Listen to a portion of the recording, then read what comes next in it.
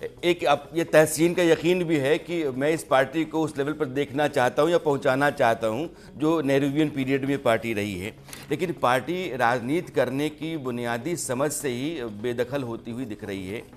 आपके पास जो सही मुद्दे हैं नहीं उठा पाते। मैं तहसीन की बात से बहुत सहमत हूँ कि आई समिट चल रहा है, कर्नाटक एक प्रीमियम स्टेट है इस लिहाज से, और कर्नाटक की तरफ से कोई एफर्ट नहीं है, कोई इस तरह का एजेंडा नहीं है, वो अपने आप को यहाँ कुछ दिखा नहीं पा रहा है, और वो जाकर के आरएसएस और बीजेपी और शैतान कर रहा है।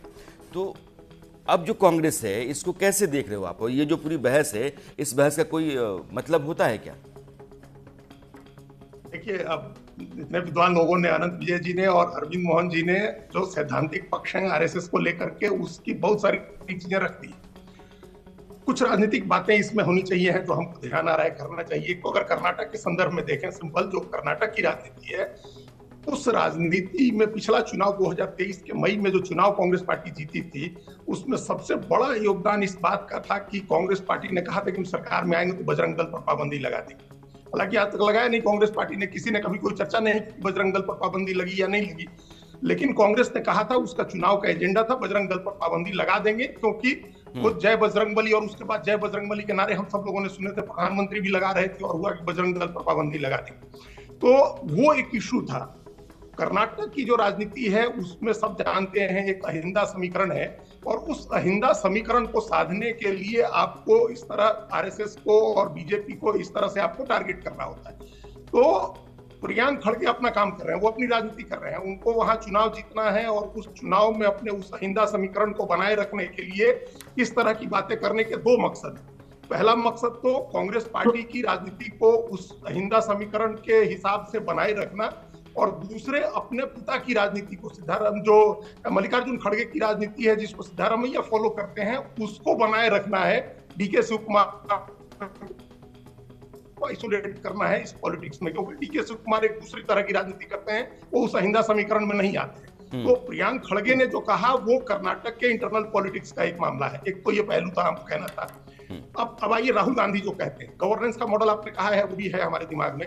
राहुल गांधी जो कहते हैं, अब यहाँ हम पुनावाला से थोड़ा असहमत हैं, क्योंकि राजनीतिक लड़ाई लड़नी है, उसके साथ साथ आपको सिद्धांत की लड़ाई छोड़नी नहीं होगी। सिद्धांत की लड़ाई, विचार की लड़ाई आप नहीं छोड़ सकते हैं। ये सही बात है कि एक हद तक राजनीति आज बिना विचारधारा के हो गई। पोस्ट आइडियोलॉजी पॉलिटिक्स में हम लोग हैं जिसमें विचारधारा का मतलब नहीं है, और गवर्नेंस ही अपने आप में एक विचारधारा है कि हम एआई समिट तो बढ़िया करा लें, बहुत कायदे से करा लें, इंफ्रास्ट्रक्चर बना लें, हाईवेज और फ्लाईओवर्स बन जाएं, बड़ी इमारतें बन जाएं, ये गवर्नेंस का मॉडल है। ये करना चाहिए, ये चीजें होनी चाहिए हैं, लेकिन इसके साथ साथ अगर आइडियोलॉजिकल लड़ाई एक है तो आइडियोलॉजिकल लड़ाई भी चलनी चाहिए। आप उसको छोड़ नहीं सकते हैं। बिना आइडियोलॉजी की आप पॉलिटिक्स करेंगे तो अल्टीमेटली आप अरविंद केजरीवाल की राजनीति का जो असर है उस पर पहुंचेंगे। तो राहुल गांधी शुरू से, अब थोड़ा उन्होंने कम कर दिया, पहले तो सिर्फ आइडियोलॉजी की लड़ाई लड़ते, सिर्फ आइडियोलॉजी का लड़ाई हर जगह। आप अभी देखिए, कुछ दिनों से उन्होंने आरएसएस को टारगेट करना कम कर दिया। वो उनको लग रहा है कि वो एक लेवल पर उस लड़ाई को पहुंचा चुके हैं।